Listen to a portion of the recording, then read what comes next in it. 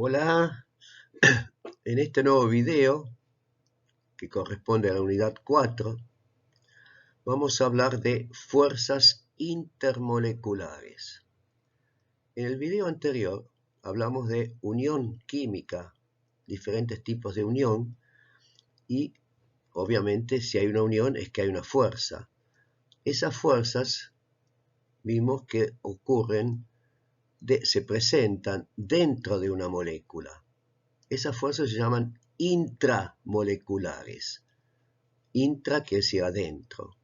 Ahora vamos a estudiar las fuerzas que hay entre moléculas, dos moléculas distintas, si interaccionan o no, si hay alguna fuerza. Por eso las llamamos intermoleculares, porque son entre moléculas, no adentro de la molécula.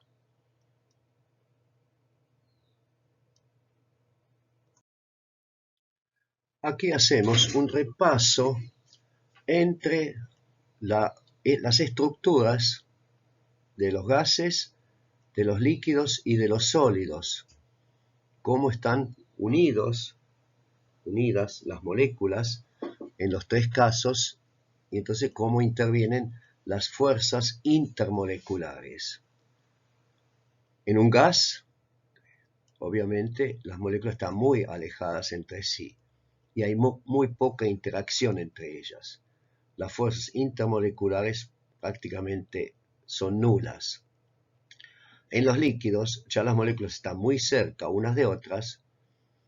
Los líquidos pueden deslizarse las moléculas, unas respecto de otras, pero el hecho de que estén juntas y no se separen, quiere decir que hay una fuerza. O sea, en los líquidos tiene que haber una fuerza intermolecular.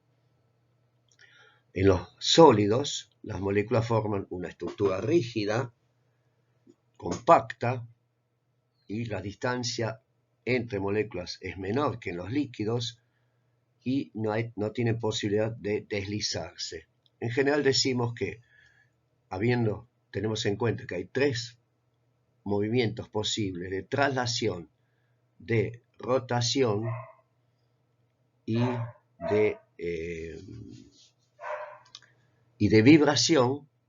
Entonces podemos decir que en los sólidos solo hay vibración. En los líquidos están presentes las tres posibilidades de movimiento, lo mismo que en un gas. Pero remarcamos el hecho que en los líquidos y los sólidos las moléculas no se separan, quedan a cierta distancia, indica que tiene que haber fuerzas entre ellas. Y estas son las fuerzas intermoleculares. Vuelvo a recalcar esto de inter, sí. Aquí tenemos una representación gráfica de sólidos, líquidos y gases visto a nivel submicroscópico.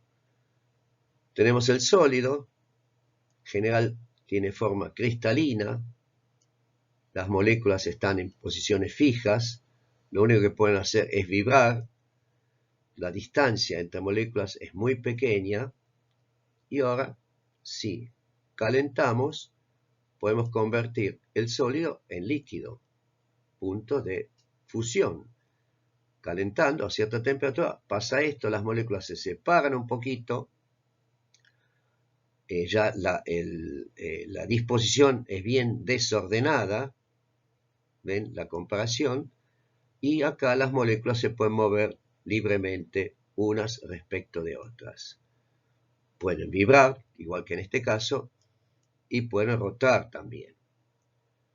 Y después, esto si lo calentamos, el líquido, o reducimos la presión, llegamos al gas, punto de ebullición. A una cierta temperatura, el líquido hierve. En el gas, las distancias son mucho más grandes, hay mucho espacio vacío entre las moléculas, un desorden total.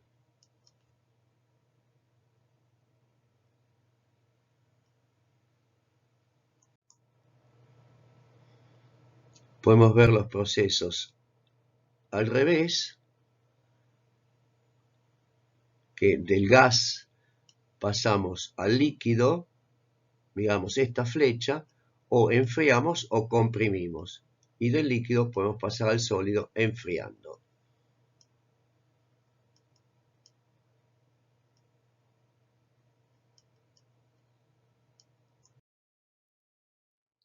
Aquí resumimos lo que acabamos de decir. Al pasar de gas a líquido y de líquido a sólido, las moléculas se aproximan. Esto se produce por enfriamiento o compresión.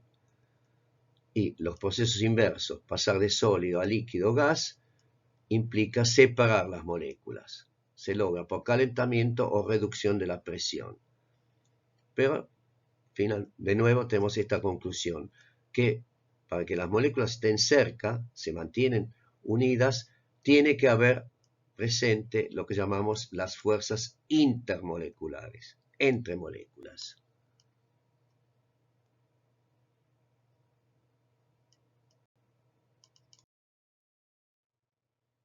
Para que quede bien claro lo que acabamos de decir, decimos que, ahora, la unión covalente es la que mantiene unidos los átomos en la molécula. Es una fuerza intramolecular, adentro de la molécula. Y la atracción entre moléculas es una fuerza intermolecular. Vamos a comparar estas fuerzas. Las intermoleculares son mucho más débiles que las intramoleculares. Acá tenemos un ejemplo clarísimo. Agarramos la molécula de cloruro de hidrógeno, bien covalente, ¿se acuerdan? Era polar. Bueno, esto lo vimos en el video anterior. Y la fuerza de unión entre el hidrógeno y el cloro es 431 kJ por mol. Y para la unión entre una molécula y la vecina, la unión intermolecular, es 16 kJ por mol. Es 25 veces menor. O sea, siempre las fuerzas intermoleculares son mucho más débiles que las intramoleculares. Y esto es muy importante también, no confundir qué es lo que pasa cuando una sustancia funde o hierve o ebulle. Se rompen las uniones intermoleculares y no las uniones covalentes. Caso del agua, si yo hiervo el agua, se separan las moléculas de agua y en el vapor yo sigo teniendo moléculas de agua. Nunca se rompe el agua en hidrógeno y oxígeno. Hace falta mucho más energía para lograr eso. Y finalmente, esta conclusión nos indica que los puntos de fusión y de ebullición, los valores, son una medida de la intensidad de las fuerzas intermoleculares. Cuanto más intensas las fuerzas intermoleculares, mayores van a ser los puntos de fusión y los de ebullición, porque cuesta más separar las moléculas.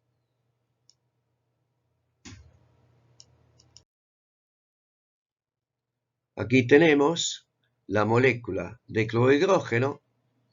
Aquí se muestra la fuerza intramolecular entre el hidrógeno y cloro en la molécula, muy fuerte. Acá tenemos otra molécula exactamente igual, pero ahora vemos la interacción entre las dos moléculas. Está representada por esta línea punteada, y esta es la interacción intermolecular, y es débil, mucho más débil que esta, la fuerte. Y acá ya vemos una indicación cómo ocurre la interacción intermolecular. Como vimos antes, esta molécula forma un dipolo porque el cloro es mucho más electronegativo que el hidrógeno. Acá hay más densidad electrónica, acá hay una carga negativa y acá hay una pequeña carga positiva. Lo mismo en esta, pero entonces siempre se van a unir así la parte negativa de una molécula con la parte positiva, porque si lo hicieron al revés, cloro con cloro, habría repulsión, porque es una carga negativa con otra carga negativa. En cambio así es negativa con positiva. Vamos ahora a estudiar las distintas fuerzas intermoleculares. La primera que vamos a ver es la fuerza ion-dipolo. Es la más intensa de las fuerzas intermoleculares. Acá estudiamos entonces la interacción entre un ion y un dipolo.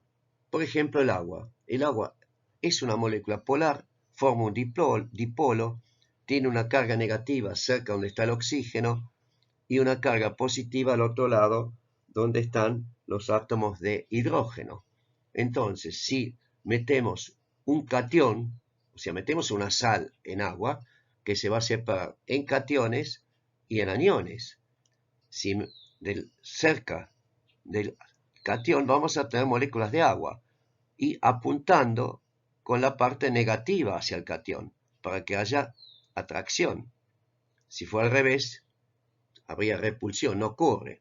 Incluso puede suceder que esta molécula se acerca a este ion, se acerca con el, digamos, tiene un movimiento al azar en el líquido, se acerca con esta punta, la punta positiva, va a haber repulsión. Entonces la molécula gira y finalmente se va a producir esta unión intramolecular.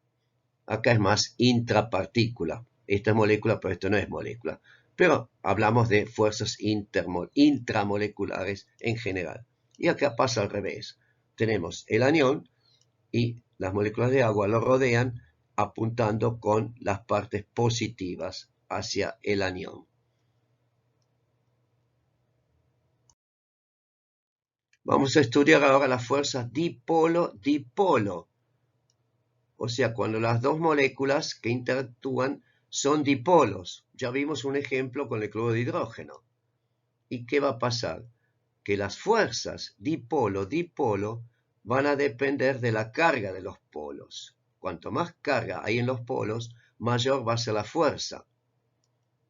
Y la fuerza, las cargas en los polos, ¿de qué van a depender? Van a depender de la diferencia de electronegatividad entre los dos átomos que constituyen la molécula.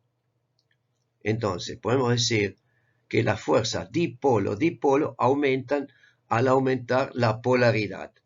Pero también tenemos que tener en cuenta que van a depender, digamos, las fuerzas dipolo-dipolo van a depender de la masa de las moléculas y de las formas, por algo que vamos a ver enseguida. Entonces, si queremos estudiar qué pasa con la fuerza dipolo-dipolo, tenemos que agarrar moléculas que tengan masas y formas similares. Y si hacemos esto, vemos que cuanto mayor la diferencia de electronegatividad, mayor la fuerza dipolo-dipolo.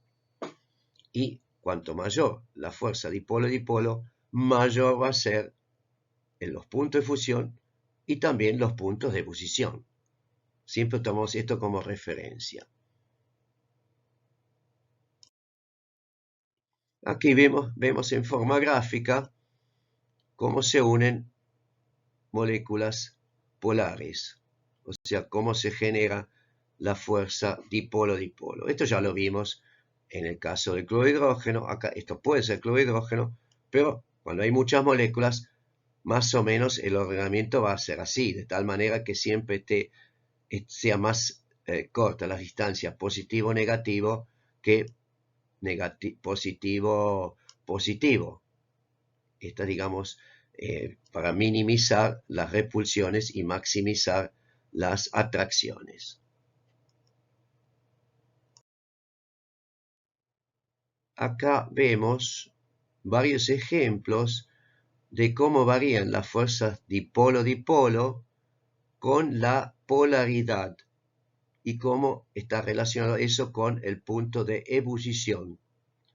Acá tenemos distintas sustancias, son orgánicas, no hace falta que sepan los nombres, pero han sido elegidas de tal manera que las masas moleculares, medidas en UMAS, bueno, acá es Atomic Mass Unit en inglés, son parecidas, alrededor de 48, o sea, podemos considerar que son muy similares, y entonces tenemos que ver qué fuerza tienen los dipolos. Y esto se mide a través de algo que se llama momento dipolar, que es el producto de la carga por la distancia entre las dos cargas en el dipolo. Y esto está en unidades bastante antiguas, se mide en dBs. Esta D viene de Device, un físico holandés muy famoso. Contribuyó mucho a la físico-química, a la física. Y entonces vemos acá los valores cómo van aumentando. Este tiene un momento dipolar muy bajo y este tiene un momento dipolar bastante grande, pero van aumentando en este sentido y como vemos, en el mismo sentido aumentan los puntos de ebullición. Van aumentando. O sea, hay una correlación directa entre el punto de ebullición y el momento dipolar, siempre y cuando las masas sean similares. Esto siempre tenemos que tenerlo en cuenta.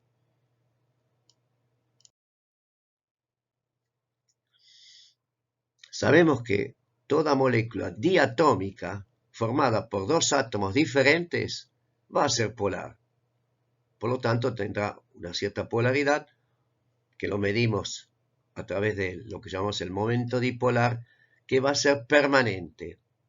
Hablo de permanente porque podemos saber que hay dipolos temporarios. Y entonces, en moléculas diatómicas que están formadas por átomos diferentes, siempre va a haber interacción dipolo-dipolo. Esta interacción, esta fuerza dipolo-dipolo, va a estar presente en todas las moléculas dipolares, en todas las moléculas dipolares, o sea, en todas las moléculas formadas por dos átomos diferentes. Ahora, ¿qué pasa?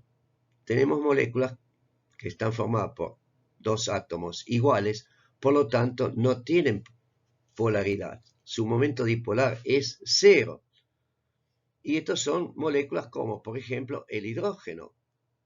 Y también moléculas que son, a su vez, átomos, como los gases nobles. ¿Se acuerdan que hablamos de esto? El gas noble, como no se junta con nadie, ni consigo mismo, el átomo es igual que la molécula.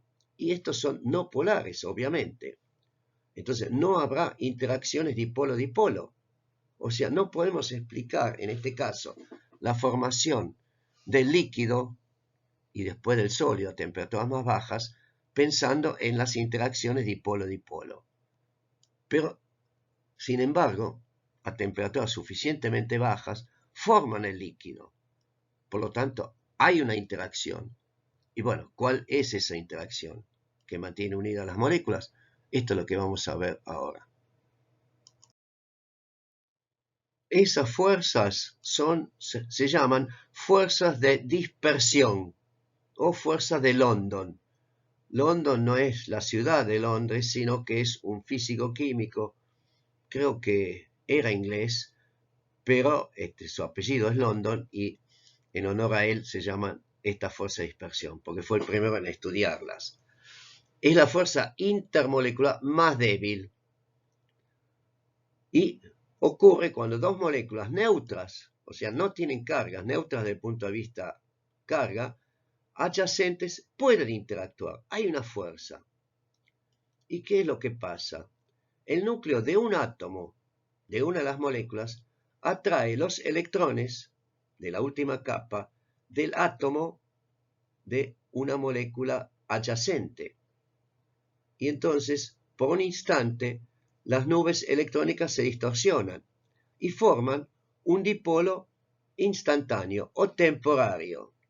Si las moléculas no se mueven, no se separan, a partir de ahí quedan pegadas. Esto lo que hay que comparar siempre es la fuerza de interacción con la energía cinética que tienen las moléculas. A medida que disminuye la temperatura, la energía cinética que tienen las moléculas cada vez es menor. Entonces, las dos tendencias, la de unirse y la de tener energía cinética, la tendencia de moverse, van en oposición. Y llega un momento que la tendencia a moverse es menor que la tendencia a unirse. En ese momento se produce la transformación del gas en líquido.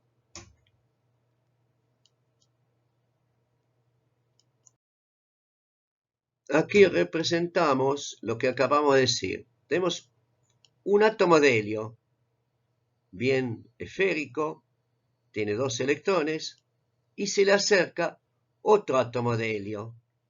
Y el núcleo de un átomo interactúa con los electrones del otro átomo. Y entonces interactúa atractivamente. Estos electrones se mueven hacia la izquierda, producen un dipolo instantáneo, que a su vez, ese dipolo instantáneo, como ahora tengo una carga negativa acá, va a mandar los electrones, estos dos que están acá, para el otro lado. Y entonces terminamos con esta situación.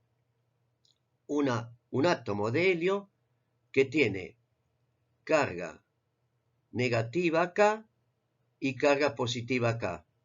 Entonces hay una interacción. Acá tenemos la carga. Si esta es negativa, esta va a ser positiva. Si esta es positiva, esta va a ser negativa. O sea, son dipolos ahora. Ahora, si viene con alta velocidad esta molécula, choca y se separa. No alcanza esta fuerza para mantenerlas unidas. Pero si viene muy despacio, choca y esta fuerza es suficiente para mantenerlas unidas. No se separa más. Ese es el momento en que se forma el líquido a partir del gas. Esto es lo que estamos diciendo acá. Un dipolo instantáneo puede inducir otro dipolo instantáneo en una molécula o átomo adyacente. Lo que estamos viendo acá. Y produce la fuerza. Esa fuerza entre dipolos instantáneos, muy débil, se llaman fuerzas de dispersión de London.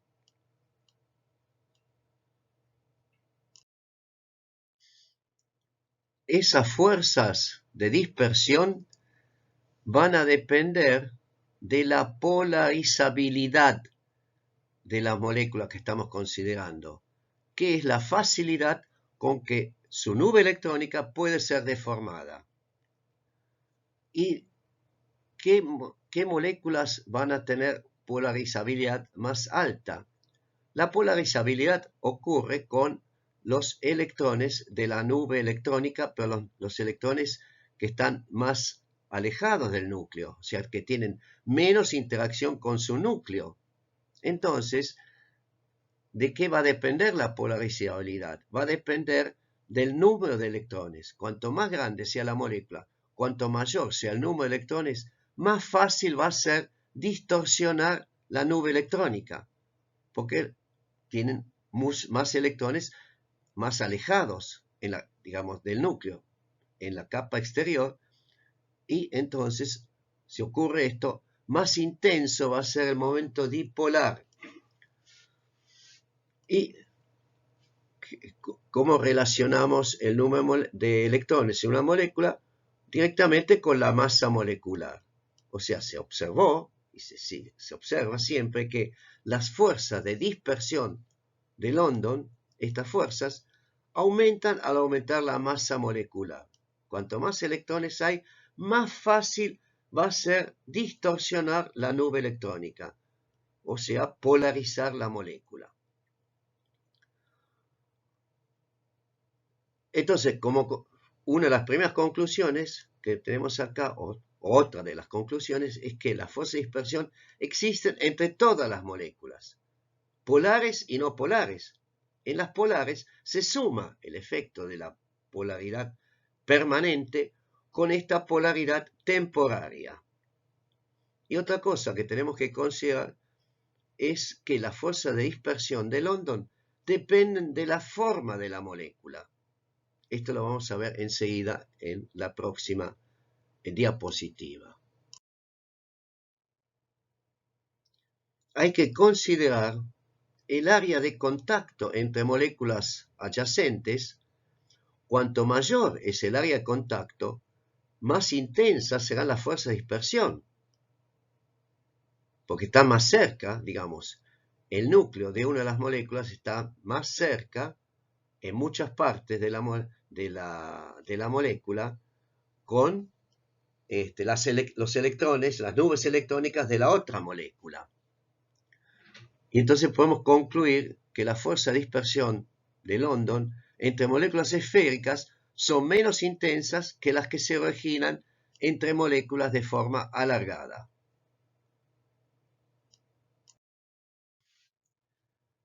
Aquí vemos gráficamente esto que acabamos de explicar.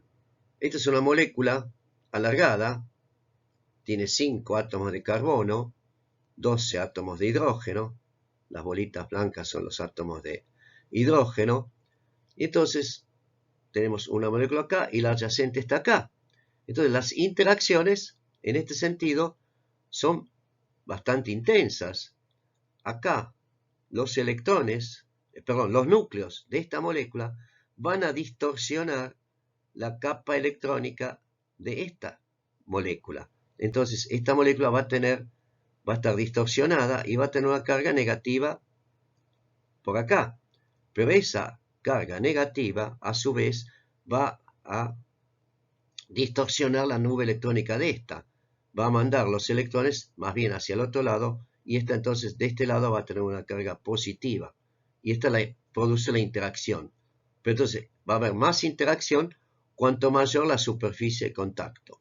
Acá tenemos la misma molécula con otra disposición geométrica en el espacio.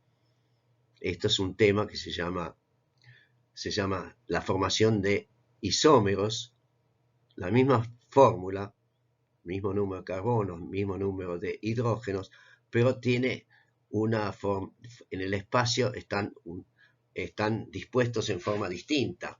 Acá es casi esférica la forma, acá es alargada. Entonces acá hay mucho menos contacto entre esta molécula y esta, por lo tanto este fenómeno de distorsión de nubes electrónicas mutua, distorsión mutua, este núcleo distorsiona esta nube electrónica y esta nube electrónica ahora distorsionada distorsiona a esta nube electrónica.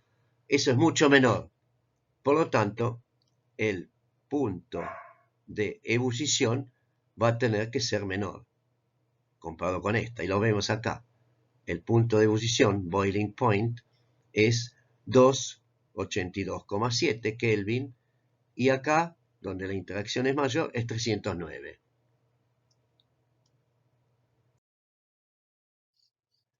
En esta tabla vemos cómo dependen los puntos de ebullición para determinadas moléculas de la masa molecular. Acá tenemos los halógenos, flúor 2, cloro 2, bromo 2. La masa molecular obviamente aumenta.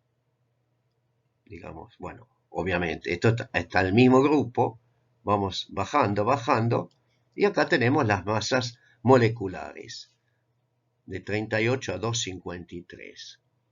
Entonces, lo que acabamos de decir es que cuanto mayor la masa molecular, más grande es la nube electrónica, más alejados están los electrones de la última capa del núcleo, por lo tanto, menor la atracción, por lo tanto, más fácil va a ser distorsionar la nube electrónica del yodo comparada con cualquiera de los que están por debajo.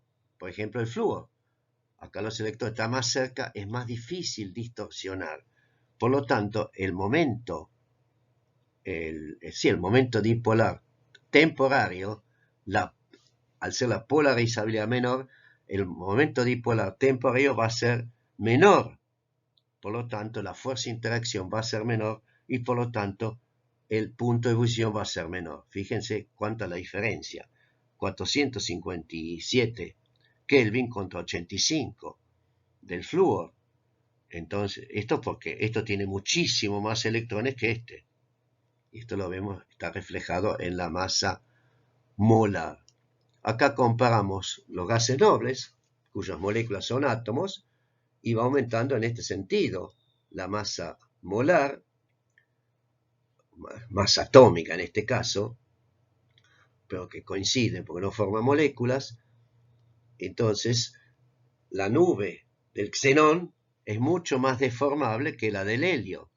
Por lo tanto, la fuerza de London va a ser mucho mayor en este caso. Por lo tanto, el punto de ebullición va a ser mucho mayor. Acá tenemos 4,6 Kelvin, casi muy cerca del cero. Esto es una temperatura bajísima. Es menos 278.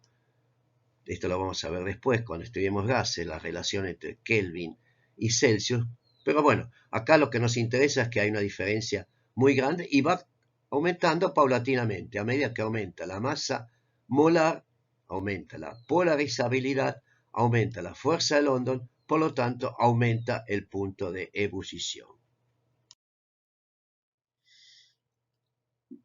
Por último, vamos a ver una fuerza intermolecular, que en realidad es un caso especial de la fuerza dipolo-dipolo, que se llama unión hidrógeno. Si uno analiza los puntos de ebullición de compuestos que tienen uniones hidrógeno-flúor, hidrógeno-oxígeno o hidrógeno-nitrógeno, son anormalmente altos. O sea, hay una fuerza especial. Va a ser una fuerza dipolo-dipolo, porque si hay una unión de este tipo, hay un dipolo. Lo mismo que acá, lo mismo que acá. O sea, es unión dipolo-dipolo, pero salen del comportamiento normal, son anormalmente fuertes. ¿Qué es lo que pasa? El flúor, el oxígeno y el nitrógeno son los tres elementos más electronegativos, por lo que generan dipolos muy intensos. Y al generar un dipolo muy intenso con el hidrógeno, tenemos otro factor. Como el hidrógeno es muy chico, se acerca mucho al flúor, entonces la molécula en sí va a ser muy chica. Entonces, al ser muy chica, esta molécula se puede aproximar mucho más a otra que moléculas más grandes. La distancia entre un fluoruro de hidrógeno y la molécula vecina va a ser muy pequeña. Y estas fuerzas de interacción, las intramoleculares, bueno, todas las fuerzas de interacción son atractivas y dependen mucho de la distancia. Entonces acá tenemos una distancia muy pequeña que se junta con un momento dipolar muy grande, por lo tanto la fuerza dipolo-dipolo va a ser muy grande, anormalmente grande. Solo ocurren en estos casos: hidrógeno unido a flúor, oxígeno y nitrógeno. Acá explicamos lo que acabamos de decir, lo de la distancia. Al ser menor la distancia, aumenta la intensidad del dipolo, y al estar unido el hidrógeno con estos elementos, que son los más electronegativos, los dipolos van a ser muy intensos. Aquí se ve claramente lo que hablábamos de la anormalidad del punto de ebullición. Acá aparecen los puntos de ebullición. Y estos son compuestos que forman el hidrógeno con elementos del mismo grupo, con el oxígeno, con el azufre, con el selenio, con el teluro. ¿Y qué va pasando? Acá van aumentando el peso, la masa molecular. Al aumentar la masa molecular, la fuerza de interacción aumentan. Por lo tanto, en este sentido, va bien, van aumentando. El sulfuro de hidrógeno, la interacción es menor, porque es más chico. Acá la interacción es mayor, por lo tanto el punto de ebullición va a ser mayor. Lo mismo que acá. Pero ahora pasamos al compuesto agua, que si el comportamiento fuera normal, tendría que seguir bajando el punto de ebullición. Tendría que caer por acá, en menos 70. ¿Por qué? Porque la masa molecular es mucho menor comparado con estos.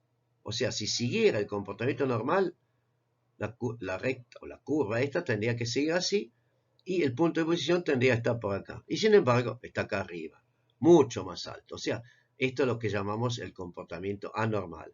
Y esto es debido a esto que acabamos de explicar, que es un dipolo mucho más intenso, porque el oxígeno es muy electronegativo y el hidrógeno es muy chico. Por lo tanto, la fuerza intermolecular, que es dipolo-dipolo, es mucho más intensa que lo esperado en otros compuestos. Y bueno, acá tenemos otra serie, pero ya entre elementos donde no aparece esta anormalidad. Son compuestos que se forman entre el hidrógeno y elementos del mismo grupo, van en el sentido correcto. Al disminuir la masa molecular va disminuyendo el punto de ebullición, y el último compuesto, el de menor masa molecular en este grupo, es el metano. Es la unión del carbono con el hidrógeno. Pero ahora el carbono resulta que es mucho menos electronegativo que el oxígeno, por lo tanto, este compuesto, acá se sigue la curva normal. Disminuyen los puntos de ebullición al disminuir la masa molecular. Y con esta diapositiva terminamos el tema de fuerzas intermoleculares, y acá se representan gráficamente la situación en el caso del agua. En el caso del agua, esto, digamos, está el hidrógeno acá, y esta va a estar cerca del oxígeno de la otra molécula de agua, y esta va a ser la interacción que llamamos unión hidrógeno, pero es una dipolo muy especial. Acá mostramos qué pasa en el amoníaco. Pasa lo mismo. El amoníaco es una molécula polar. Esta parte es muy electronegativa. El nitrógeno es muy electronegativo. Acá tenemos otra molécula de hidrógeno, de amoníaco, perdón. Y entonces el hidrógeno va a estar cerca del nitrógeno. Esta distancia es muy pequeña. Por lo tanto, esta fuerza dipolo-dipolo es muy intensa. Y acá vemos una mezcla. Amoníaco con agua, y agua, bueno, con amoníaco de nuevo. O sea, pasa exactamente lo mismo. Acá mezclamos dos compuestos distintos y también aparece la unión hidrógeno, muy intensa.